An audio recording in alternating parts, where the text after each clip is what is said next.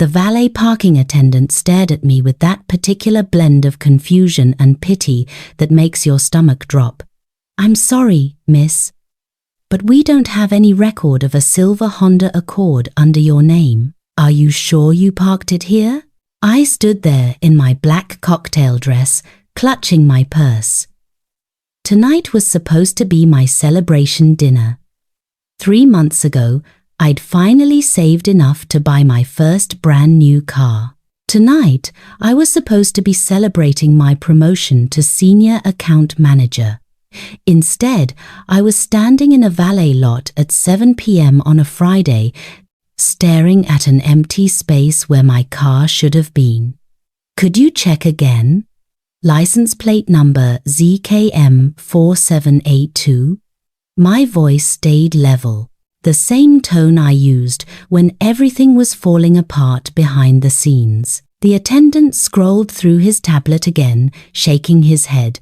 "Nothing, miss. I knew exactly where I'd parked it. I remembered because I'd been so proud, handing over the keys to my shiny new car for the first time." My phone buzzed. A text from my sister Cassie. "Thanks for letting me borrow the car. You're the best." The world tilted slightly. The keys had been in my purse all evening until I handed them to the valet. Except now, looking at the timestamp on Cassie's message, she'd sent it at noon, 6 hours before I'd even arrived at the restaurant. "Miss, are you all right?" I smiled at the attendant. "I'm fine, just a misunderstanding. Could you call me a taxi, please?" As I waited, I called my parents' house. My mother answered on the 3rd ring. "Oh, honey, how's your dinner going?" "Mom, where are my car keys?" A pause. Then that tone she used when she was about to explain something she thought I should understand. "Well, your father and I thought it would be nice if Cassie could use your car for her job interviews this week. You know how important this is for her." The taxi pulled up. I slid into the back seat. "You gave her my car keys without asking me?" "Sweetheart, don't be dramatic. It's just for a few days. Cassie really needs this opportunity. And you know her old car isn't reliable. We knew you'd want to help your sister." "Mom, those weren't your keys to give away. Now, honey, family comes first. You'll get your car back soon." After I hung up, I felt something settle deep in my chest. Not anger exactly. Something colder. This wasn't the first time my family had decided what was best for me without asking. But mostly, I thought about how they'd all underestimated me. Again? "Could you take me to 412 Maple Street instead?" I told the driver I wasn't going home. I was going to pay my sister a visit. The taxi pulled up to Cassie's apartment building. Somewhere in the parking lot was my silver Honda. I was going to get my car back. But more than that, I was going to get some answers. The doorman recognized me. "Evening, Miss Parker. Here to see your sister?" "That's right, Tony. I knew the way. I'd been here dozens of times, usually bringing food or helping Cassie through some crisis. The building was upscale, far nicer than anything she could afford on her sporadic income. I'd always assumed our parents were helping with rent. Standing outside her door, I could hear upbeat music. I knocked firmly. "Just a minute." When she opened the door, she was wearing a dress I'd never seen before. Something expensive looking in deep blue silk. "Oh, Alex, what are you doing here?" "I came to get my car keys." I kept my voice pleasant. Her face shifted through confusion, then guilt. "Mom said she talked to you about this. I really need the car for interviews this week." "What interviews?" For that marketing position at the Hendricks agency. It's a really big opportunity. I nodded slowly. The Hendricks agency. I knew that company well. They definitely weren't hiring. In fact, they just laid off staff. That's interesting, I said. When's your first interview? Monday morning, 10 a.m. And you're interviewing for what position exactly? Junior account coordinator. I smiled. That sounds perfect for you. Mind if I come in? She hesitated. Through the open doorway, I could see expensive shopping bags scattered around her living room. Actually, I was just about to meet some friends for dinner. Rain check? Of course. I pulled out my phone. I'll just call an Uber home. But Cassie, I really do need my car back tomorrow. What kind of plans? Personal ones. I met her eyes. It is my car, after all. Right. Of course. I'll bring it by tomorrow afternoon. As I waited for my ride, I walked through the parking garage until I found my Honda. It was parked in a reserved spot marked Resident C. Parker. Interesting. I walked around the car slowly. I peeked through the passenger window and saw something that made my blood run cold. Sitting on the passenger seat was a folder with the letterhead of Morrison and Amp. Associates. My law firm. I tried the door handle. Unlocked. Inside the folder were photocopies of my bank statements. 3 months' worth.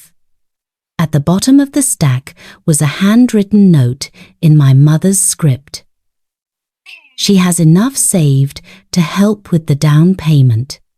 We just need to approach this carefully. I sat in my own driver's seat, holding that note. This wasn't about job interviews. This was about money, my money. My phone buzzed with a text from my father. Hope you understand about the car situation, sweetheart. Cassie's interview outfit looked wonderful. Sometimes family means making sacrifices. I stared at that text. Then I photographed every page in that folder. My Uber pulled up. Where to? Downtown. The Meridian Building. It was time to visit my own apartment and start making some phone calls. The drive gave me time to think. We just need to approach this carefully. What exactly were they planning to approach me about? And why did they need my financial information? I had a feeling I was about to find out. My apartment felt different when I walked in. I poured myself a glass of wine and opened my laptop. I started with Cassie's social media. Her Instagram was full of photos that told an interesting story. Designer clothes, expensive restaurants, weekend trips. According to her LinkedIn, she'd been unemployed since February. That was 8 months ago. I scrolled more carefully. In the background of a selfie, I saw my coffee maker on her kitchen counter, the one I'd noticed missing 2 weeks ago. In another photo, I spotted my expensive skincare products on her vanity. I opened a new tab and logged into my bank account. I downloaded 6 months of statements. The pattern was subtle at first. Small charges that looked reasonable but felt wrong. Grocery purchases on days I'd eaten out. Amazon deliveries I didn't remember ordering. Then I found the bigger irregularities. 3 cash withdrawals from ATMs across town that I definitely hadn't made. Each for exactly $200. I checked my purse. My debit card was there, which meant someone had a duplicate. My phone rang. Mom, hi sweetheart, I hope you're not angry with us. You know we only want what's best for both of our girls. What exactly is best for me in this situation? Well, honey, maybe this is a good opportunity to slow down a little. Enjoy life more. You don't need to be so worried about every little thing. Like my car? Like being so controlling about your possessions. Sharing is caring, remember? Mom, can I ask you something? How is Cassie paying for her apartment? A pause. She's been very resourceful, finding odd jobs, freelance work. I looked at Cassie's most recent post from 3 hours ago, a photo of her dinner at Chez Laurent. That's great, I said. I'm proud of her. After we hung up, I sat in my living room and thought about that phrase. You've always been the practical one. I'd built my entire identity around being the daughter who didn't cause problems. But what I'd never considered was whether being the practical one meant being the one everyone else could take from. I opened my laptop and started a new document. Financial discrepancies. Investigation notes. Someone had been slowly, systematically draining my accounts, and they'd been doing it so carefully that I'd barely noticed. But I was noticing now. Saturday morning brought rain and clarity. My first stop was the bank. Miss Parker, good to see you. Brian Walsh, the bank manager, smiled. I need to report fraudulent activity on my account. The unauthorized ATM withdrawals were easy to identify. The suspicious purchases formed a pattern. These charges are all from the West Side District, Brian observed. Do you spend time there? No, but I know someone who lives there. Would you like to file a formal report? Yes. And I'd like to know about any other accounts that might be connected to mine. He typed on his computer. I'm showing a linked savings account opened 3 months ago. The secondary account holder is listed as Cassandra Parker. My heart stopped. I never authorized that account. According to our records, you came in on March 15th and added her. The application has your signature. Can I see it? He pulled up the file. The signature looked perfect.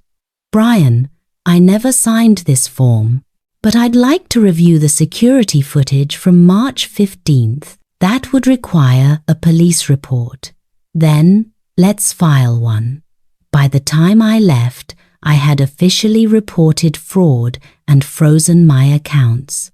But I already knew what the footage would show. March 15th was the day I'd had lunch with my mother to celebrate my promotion. She'd asked me to wait while she ran a quick errand after lunch. My phone buzzed. Cassie, can we meet for coffee? I have something important to talk to you about. I texted back, sure. 1 o'clock at Brew and Amp. Been downtown. Then I drove to my parents' house. I found Mom in her garden. Alex, what a lovely surprise. We need to talk, Mom. I know about the bank account. The one you helped Cassie open in my name. The color drained from her face. Honey, I think there's been some confusion, Mom. I have the paperwork. I know you forged my signature. She sank onto her garden bench. It wasn't supposed to be like this. Cassie was in such trouble, Alex. Credit cards. She was scared. So you decided to steal from me to fix her mistakes? We didn't steal anything. We borrowed it. Temporarily. Mom, how much money has she taken? About $12,000. But she's going to pay it all back. $12,000, 6 months of saving. And the car? She needed reliable transportation for the marketing position at Hendrick's agency. They're not hiring. They laid off staff 3 months ago. My mother's face crumpled. She told me they called her specifically. Mom, Cassie has been lying to all of us, and you've been helping her do it. She's my daughter too, Alex. I know, but so am I. I left my parents' house feeling freer than I had in years. My phone showed 2 missed calls from Cassie, Brew and Amp. Bean was crowded. Cassie walked in late, looking nervous. Thanks for meeting me, she said. I wanted to talk to you about a business opportunity. I'm thinking about starting my own social media consulting business. I'm listening. I need about $15,000 to get things off the ground. Equipment. Marketing materials. $15,000. I've already been doing some consulting work, and the demand is incredible. I sipped my coffee. What kind of consulting work?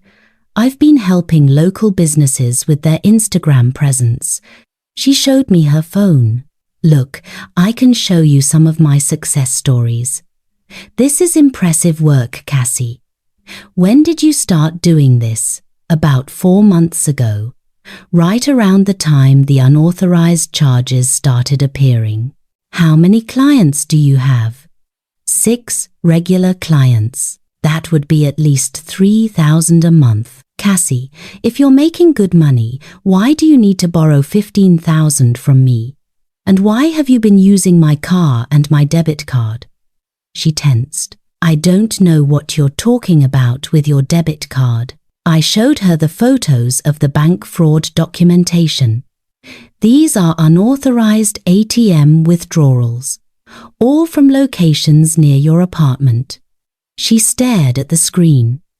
There's more. Someone opened a joint savings account using my name. Someone with access to my personal information. Alex, I can explain. I'm sure you can. But first, explain these. I showed her the Instagram photos of expensive dinners and trips. You've been telling our parents you can't afford groceries. I needed to build a professional image for my business. With stolen money. It's not stolen. It's family money. I was always going to pay you back. When? Where is all that money going? You don't understand how expensive it is to run a business. Cassie, stop lying to me. She wiped her eyes. What do you want from me, Alex? I want my car keys. I want you to close that bank account. And I want you to stop lying to our parents about job interviews that don't exist. And if I don't, then I file a police report. And you can explain to potential employers why you have a criminal record. She slammed my car keys on the table. There, take your precious car back. I'm tired of being the family bank account. She stood up. Don't expect me to be at Sunday dinner tomorrow. After she left, I sat there feeling hollow. But as I walked to my car, I realized something important. For the first time in months, I felt like I was driving my own life. Sunday morning brought silence. For the first time in years, Sunday felt like my own day. Around 11, my phone rang. Dad. Morning, sweetheart. Your mother's pretty upset about yesterday. She says you and Cassie had some kind of fight. We had a conversation about boundaries. She mentioned something about money. Cassie has been using my debit card without permission and forged my signature on bank documents. A long pause. That's disappointing. I almost laughed. Disappointing. Dad, can I ask you something? How long have you known Cassie was lying about having a job? The silence stretched. Your mother believes what she wants to believe, he said finally. And you? I see the credit card bills. I see a 30-year-old woman who's never held a job for more than 6 months. This was the most honest he'd ever been. So when Mom suggested using my money, you knew it wasn't a short-term loan. I hoped it might be the wake-up call she needed. Using my money, that was wrong. I should have stopped it. I'm sorry, Alex. I felt tears prick my eyes. What happens now, Dad?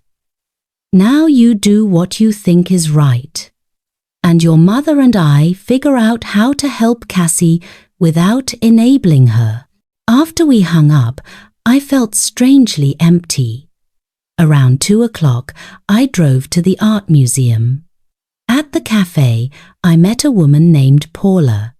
I come here when I need to reset, she explained. Something about being around beautiful things reminds me that the world is bigger than whatever's stressing me out. I think I needed to hear that today. We talked for an hour about art and life. It was the first conversation I'd had in months that wasn't about family obligations. When I got home, I had missed calls from Mom and texts from Cassie, but instead of returning them, I ran a hot bath. My phone buzzed. Cassie, I know you hate me right now, but we need to talk. There's something else you need to know about Mom and Dad. I stared at the text. I typed back, tomorrow, lunch, but this time you're buying. Her response, deal. And Alex, you're going to want to hear this. Monday's lunch meeting was at a small diner. Cassie was already seated. Thanks for coming, she said. Alex, I need to tell you something about Mom and Dad. Something I found out by accident. I'm listening. She pulled out an envelope. Last week, I heard them talking in Dad's study. They weren't just helping me take money from your account. They were planning to ask you for a lot more. My stomach tightened. How much more? They're in serious financial trouble. Dad's been having problems with his construction business for over a year. There was a lawsuit from a job that went bad, a foundation that failed. She pulled out legal documents, lawsuit papers, settlement agreements, liens. My father owed over $80,000. Cassie, how long has this been going on? At least 18 months. They've been hiding it from both of us. So the plan was to use my money to help both of you. Worse than that, Alex, they've been talking about asking you to co-sign a loan, like $60,000 big. The room seemed to tilt. For what? To save the house. If they can't come up with a lump sum payment by Christmas, the bank is going to foreclose. I set down my coffee cup, and they thought I'd just sign. They thought you'd do it to keep the family together. But Alex, they've already filled out the loan application. With your information, my blood went cold. They what? I think they were planning to forge your signature. Just like they did with the bank account. I grabbed the papers. At the bottom of the stack was a partially completed loan application from Pacific Financial Services. My name, my address, my employer information. Cassie, this is felony fraud. I know. Why didn't you stop them? I tried. But Mom said she'd handle it. She said she'd explain everything to you after the papers were signed. And Dad went along with this? Dad's desperate, Alex. When were they planning to do this? This week. Dad has an appointment with the loan officer on Wednesday. 3 days. Is there anything else? They've been discussing your apartment, whether you really need to live alone when you could save money by moving back home, and whether they could rent out your apartment to help with their mortgage payments. I felt like I couldn't breathe. They want me to move back home? It was just talk. But Alex, I think they'd absolutely try to manipulate you. I gathered up the papers. Are you working with them on this? No, Alex, I swear, I'm telling you because I'm scared they're going to destroy our entire family. If they do this and you find out later, you'll never forgive any of us.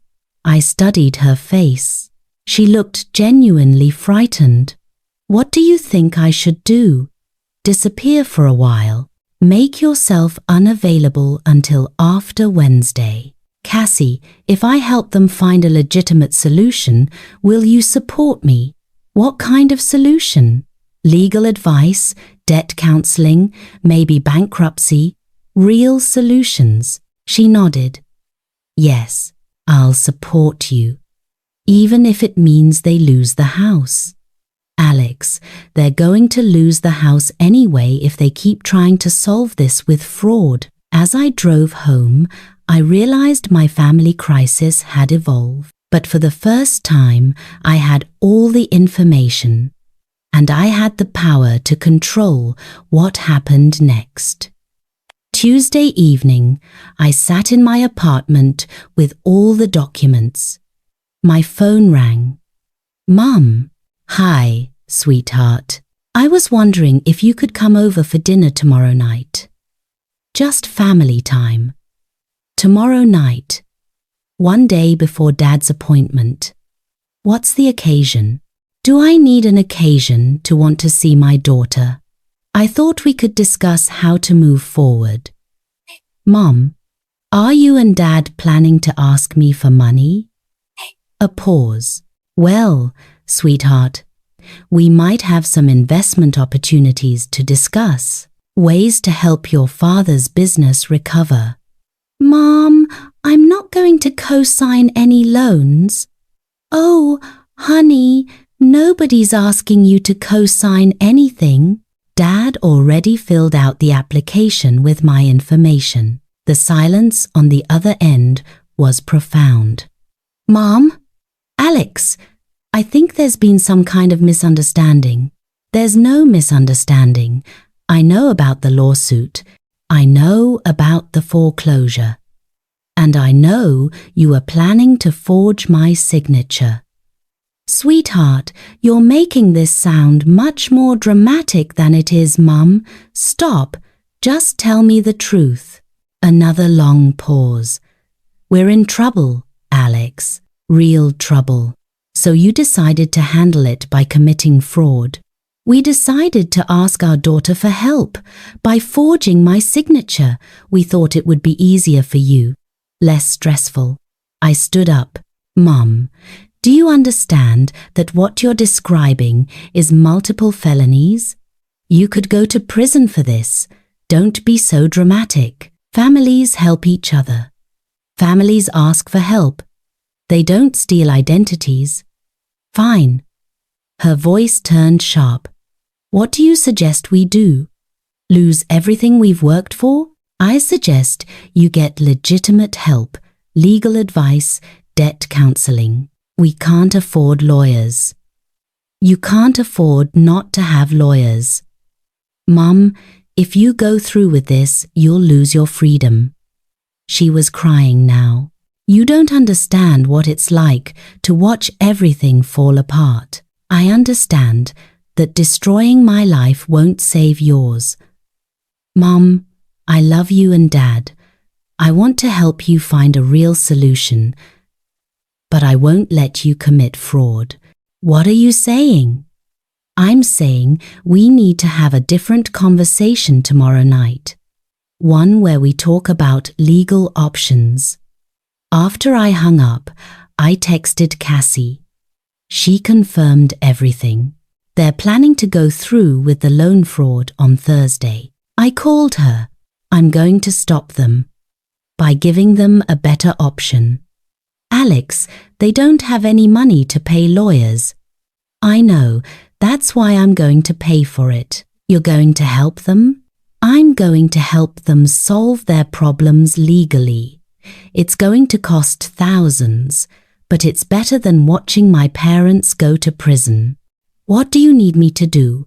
Come to dinner tomorrow night. Support me. I spent the next hour researching debt counseling services and bankruptcy lawyers. By the time I went to bed, I had a plan.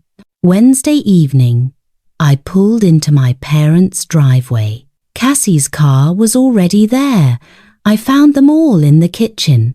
Mum was cooking, Dad looked older than ever, and Cassie was leaning against the counter. "Alex! Perfect timing," Mum said brightly. "Actually, I think we should talk first." I set the folder on the table and pulled out copies of the loan application. "Dad, did you fill this out?" He looked at the papers. "Alex, we can explain. First, let's make sure we're all working with the same information." I pulled out more papers. "You owe approximately $80,000 in legal settlements. Your house has a lien. Your business account is frozen. Is that accurate?" Dad nodded slowly.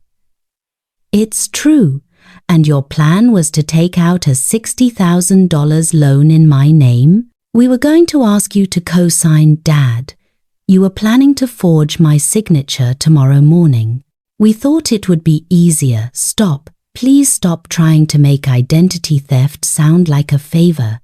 Here's what's going to happen instead," I continued. "Tomorrow morning, you're going to cancel that loan appointment. Then you're going to call the bankruptcy attorney I found." "We're not filing for bankruptcy," Dad said firmly. "Maybe you won't have to, but you need to understand your legal options." "Alex, bankruptcy would ruin our credit." "Dad, your credit is already ruined. Committing loan fraud would ruin a lot more." I pulled out the last set of papers. "These are the federal sentencing guidelines for identity theft.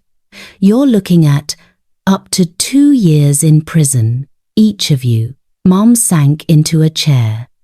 "Prison? Yes, Mom, prison." Dad put his head in his hands. "How did it get this bad?" "It got this bad because you've been trying to solve big problems with increasingly desperate solutions." I sat down.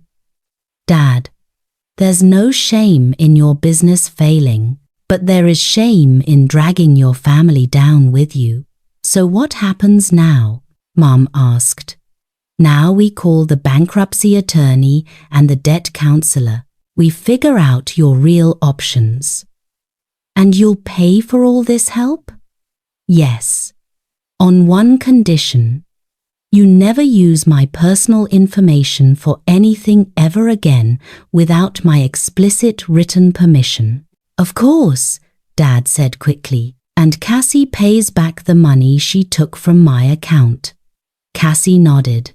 "I'll set up a payment plan." "How long do we have?" Mom asked. "The foreclosure deadline is December 15th. We have about 3 weeks. As I dialed the attorney's number, I watched my parents' faces. They looked scared, but also relieved. Dad looked at me with something I hadn't seen in months. "Hope. Alex, I don't know how to thank you." "Thank me by being honest. No more hiding information. We will." As we finally sat down to eat, I felt something I hadn't experienced in years. Honest conversation about real problems. We were finally walking on this road together instead of in secret. Thursday morning, I sat in the waiting room of Patterson and Amp Associates. At 9 a.m., Patricia Patterson emerged. "Mr. and Mrs. Parker? I'm ready for you now." For the next 2 hours, my parents explained their situation.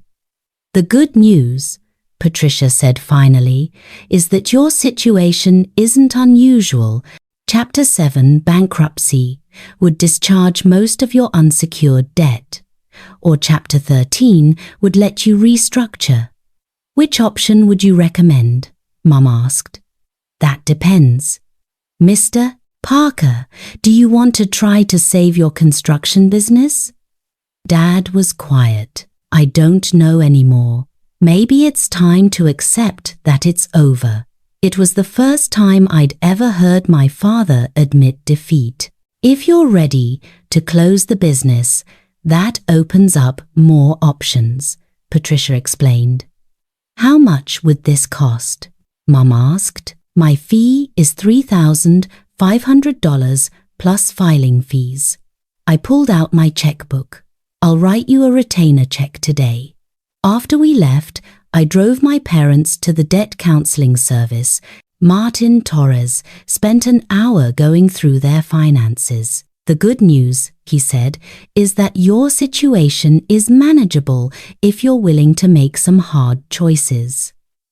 You're probably going to lose the house, but you can walk away without owing anything additional. Mom's eyes filled with tears. That house is our whole life. No, Martin said gently. Your life is your family. The house is just a building. Dad reached over and took Mom's hand. Helen, maybe it's time to let go. Watching them, I realized how much stress they'd been carrying. Dad looked 10 years younger, just admitting the business was over. We went to lunch at a small cafe.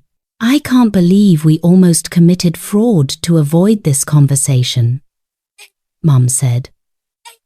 Fear makes people do stupid things, Dad replied. I'm just grateful Alex stopped us. What happens now? Cassie asked. Now we follow the professional's advice, I said. And you're going to be honest with me about any other financial problems. There aren't any others, Dad said. I swear, you know everything now. Good. What about you? Mom asked. This is costing you a lot. I need you to trust me enough to ask for help instead of taking from me, I said, and I need you to let Cassie face the consequences of her own choices. Cassie looked up. What does that mean? It means no more fake job interviews. If you want to start a real business, I'll support you. But if you want to keep pretending you're on your own, I understand. Do you? Because understanding and doing are two different things. I understand that I can't keep living the way I have been. I understand that what I was doing was stealing. Dad pulled me aside as we left. Alex, I want you to know something. I'm proud of how you handled this situation. You found a way to protect all of us. Thanks, Dad. Your mother and I raised you to be independent. Maybe we forgot that independence doesn't mean you shouldn't be part of the family. I never stopped being part of the family.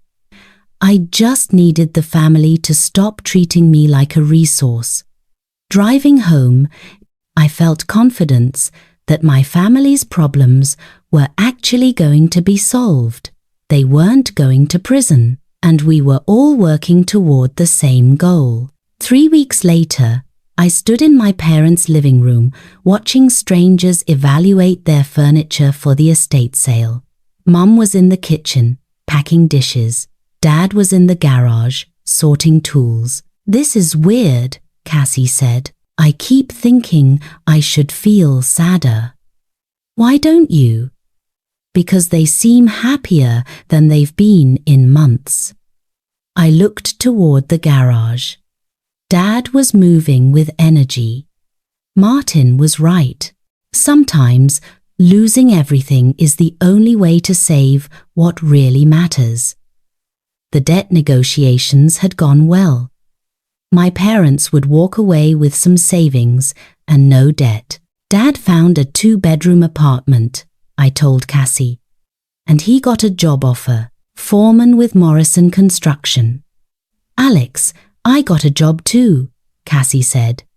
Administrative assistant at the marketing firm downtown. It's entry level, but it's honest work. I looked at her. How much does it pay? $32,000 a year. Enough to cover my rent and start paying you back. When do you start? Monday. For the first time, I felt genuinely proud of my sister. How much have you already paid back? $500 so far. I'm planning to give you $200 every month. That'll take 5 years. I know, but I'll do it. I believed her. Cassie, I'm proud of you, but I'm still going to verify your employment. I understand. Dad emerged from the garage carrying a wooden toolbox. Alex, come see what I found. My grandfather's carpentry tools. He opened the box, revealing beautiful old hand tools. These were what started our family construction business. I was hoping you'd take them. Dad, I don't know anything about carpentry. Maybe not yet. But these represent something important, the idea that good work with your hands matters, that building things that last is valuable. Dad, can I ask you something? Do you regret starting the construction business? He looked at the tools. I regret letting it grow beyond what I could manage. But I don't regret the years when it was just me and a few good guys building quality houses. Maybe you can have some of those years back as a foreman. Maybe. Sometimes starting over is the best thing that can happen to you. As we walked back toward the house, I thought about that phrase. Starting over. Back in the living room, the estate sale was winding down. Mom emerged with a small box. Alex, I have something for you too. Inside were photo albums, pictures of our family looking happy. We weren't a bad family, Mum said quietly. No, I agreed. We weren't. We just forgot how to be honest with each other. Think we can remember? Yeah, I said. I think we're already remembering. 2 months later, I was helping Dad assemble a bookshelf in their new apartment.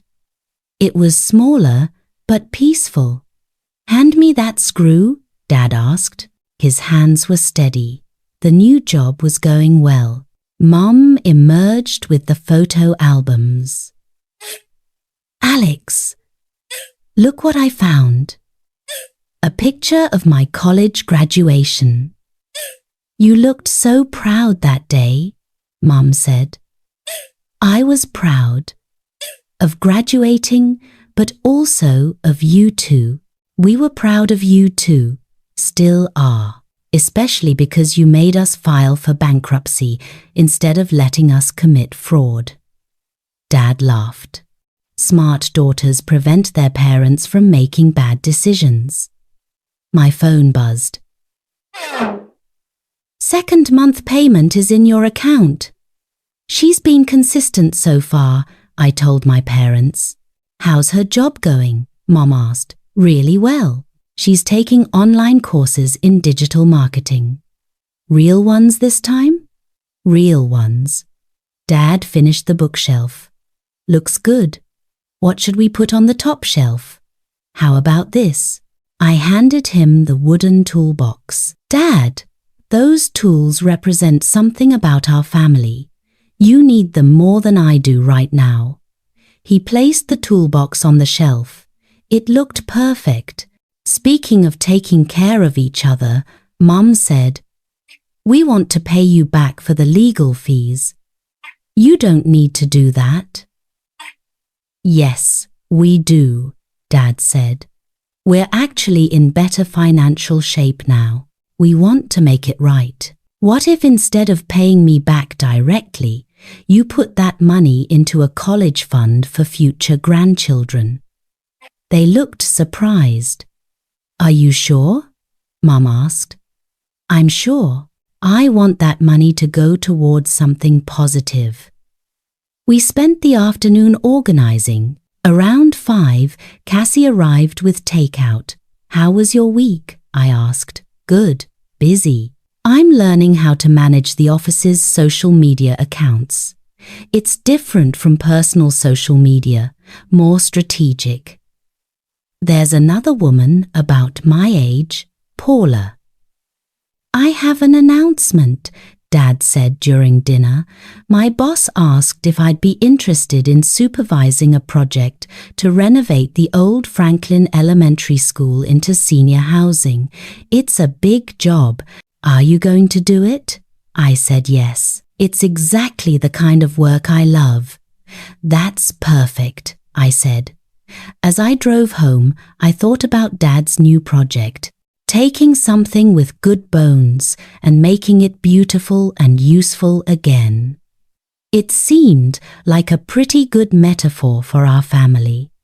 6 months later, I got a phone call that changed everything. Alex, it's Patricia Patterson. I have something I'd like to discuss with you. Is everything okay with my parents' case? Oh yes. This call is actually about you. I'm looking for someone to help me develop the business side of my practice. Someone who understands financial stress and family dynamics. What kind of help? Client communications, family counseling coordination? I'd like to offer you a job. I sat down. A job? You'd be my client services coordinator.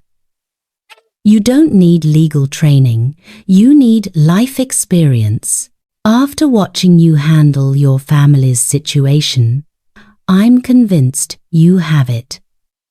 I thought about the offer. Marketing had never felt like a calling. This felt different. Can I think about it? Of course. I called Cassie first. That sounds amazing, she said. Alex, you literally saved our family. If you could do that for other families. Next, I called my parents. I think it's perfect for you, Dad said. This job sounds like it was designed specifically for your skills. The next week, I had lunch with Patricia. She walked me through her vision for expanding the family crisis prevention side of her practice. Too many families wait until they're facing foreclosure before they ask for help. I want to reach them earlier. How would we do that? Community workshops, partnerships. Families need to understand that financial stress is solvable if you address it early enough. And you think I could develop those programs? Alex, you lived through the exact crisis we'd be trying to prevent. That perspective is invaluable. By the end of lunch, I knew I wanted the position. That evening, I had dinner with my family. I'm terrified, I admitted, but also excited. For the first time in years, I'm excited about going to work. After dinner, Cassie pulled me aside. Alex, watching you handle our family's crisis changed how I think about everything. The way you stayed calm, gathered information, found solutions. I've been trying to apply that approach to my own life. How so? When problems come up at work, instead of panicking, I document everything and ask for help. I learnt it from watching you. As I drove home, I thought about the journey. 6 months ago, I'd been standing in a valet lot, wondering where my car had gone. Since then, I'd prevented my parents from committing crimes, helped them rebuild, and maintained relationships. Now, I was about to start a new career helping other families. My phone buzzed. A text from Patricia with a photo of a relieved family leaving her office. Moments like this are why I love this work. I stared at that photo. This was what I wanted to do. I texted back, I'll take the job. When do I start? Monday morning, 9 a.m. 1 year after my car disappeared, I stood in front of my bathroom mirror getting ready to speak at the National Association of Bankruptcy Attorneys annual conference. My phone rang. "Cassie, good luck today, Alex. We're all proud of you." "Thanks. Are you nervous?" "Why would I be nervous?" "Because part of my presentation includes our family's story. Alex, if telling our story helps other families avoid what we went through, then I'm honored to be part of it." The conference room was packed. I stood at the podium. How many of you have had clients who were considering fraud before they came to see you? About 2/3 of the hands went up. Today, I want to talk about reaching families before they get to that point. The key insight is that families don't suddenly decide to commit fraud. There's a predictable progression from financial stress to family secrecy to desperate measures.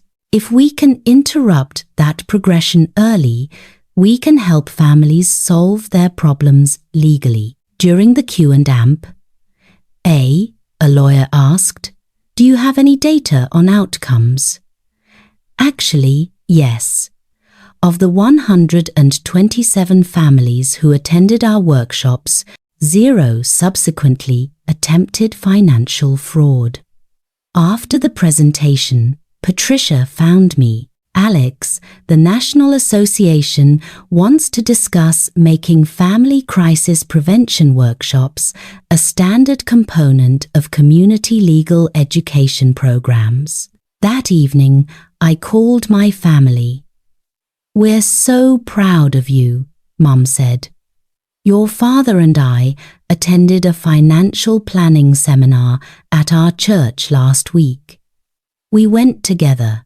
We're not hiding financial problems anymore. How's Cassie doing?" "She's ahead of schedule with her payments," Dad said.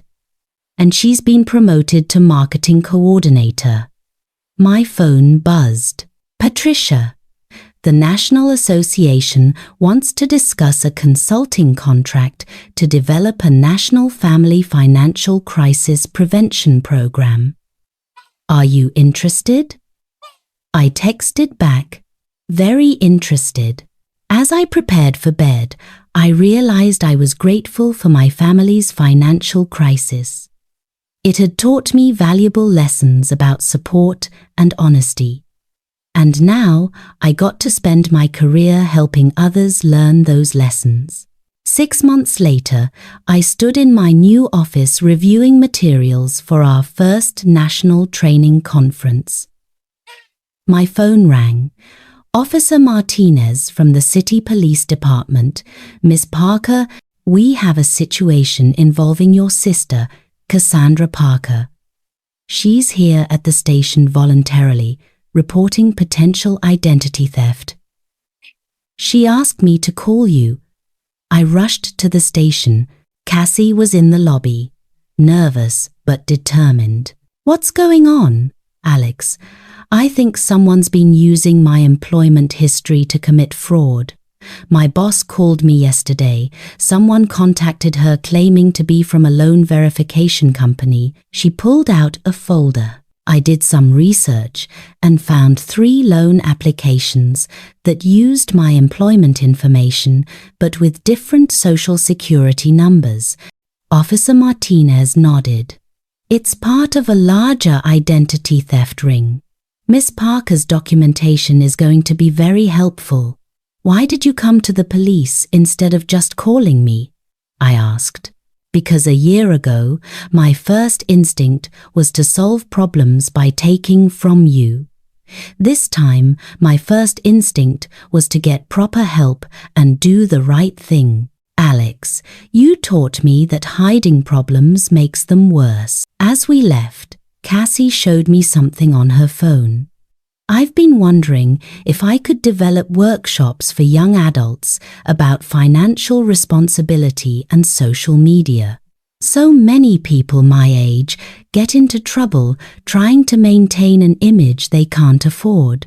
Have you talked to anyone at work?" "Yes, My boss thinks it could be a valuable service. Would you be willing to help me develop the first workshop? I'd be honored. That evening, I called my parents. I'm proud of her for reporting the fraud properly, Dad said. And I love the workshop idea, Mom added. She's turning her mistakes into wisdom. It reminds me of what you did, Alex, Dad observed, taking a family crisis and turning it into a way to help others. I sat in my apartment thinking about the full circle nature of the year. My family's crisis had launched my career. Now, Cassie was launching hers. We'd learned to turn our problems into purpose. My phone buzzed. Patricia, we're at capacity for next week's training. I looked around my apartment. I was no longer the person who tried to manage everyone else's problems while avoiding her own. I was someone who helped families learn to work together. And tomorrow, I was going to help my sister develop workshops that might prevent other young adults from making the mistakes she'd made. Sometimes the best version of yourself is the one that emerges from solving problems you never wanted to have. As I close this story, the silver Honda that started this whole journey is parked outside. It represents something I chose to share when sharing made sense, and chose to reclaim when boundaries were needed. My parents live in a smaller apartment but have a bigger life. Cassie pays her own rent and builds real relationships. And I get up every morning excited about work that feels meaningful. The revenge I thought I wanted was small and petty. The justice I actually got was much bigger. Learning that families can recover from almost anything if they're willing to tell the truth and work together. Sometimes the best revenge is just refusing to let other people's choices determine your story. Sometimes the best victory is the one where everyone wins in the end.